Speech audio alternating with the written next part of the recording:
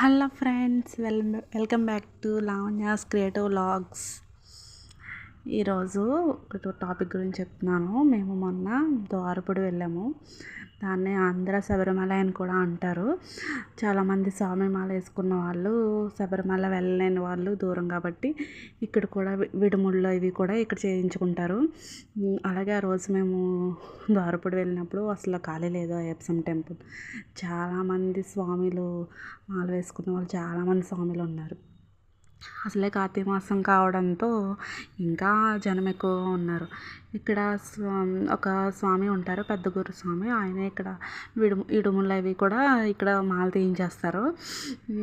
అక్కడికి వెళ్ళిన వాళ్ళందరూ కూడా ఇక్కడికి వచ్చి మాల తీసేసి స్వామివారి దర్శనం చేసుకుని వెళ్తారు.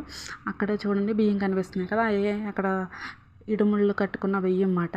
అవన్నీ కూడా అక్కడ వేసేసారు. ఇంకా అక్కడ అన్నదానం అవి చేస్తారు కాబట్టి అక్కడ చాలామంది రైస్ ప్యాకెట్స్ అవి ఇచ్చారు అన్నదానం కోసం. ఇక్కడే మనకి మధ్యాహ్నం భోజనాలు అవి కూడా ఇక్కడే వాళ్ళే పెట్టేస్తారు. డైలీ పెడతారు.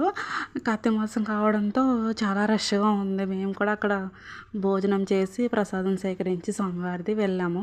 ఇక్కడ ఇంకా చాలా టెంపుల్స్ ఉంటాయి ద్వారపుడులో. మనకి ఆంజనేయ స్వామి టెంపుల్, శివాలయం, ఇంకా నాగదేవత ఆలయం, గోవిందరాజులు, సాయిబాబా టెంపుల్, ఇంకా ఇలా చాలా రకాల టెంపుల్ ఉంటాయి. చూస్తున్నారు కదా మీరు వీడియోలో కూడా. స్వాములు కూడా ఇక్కడ ఉన్నారు. అసలు ఖాళీ లేదు. నా ఛానల్ నచ్చితే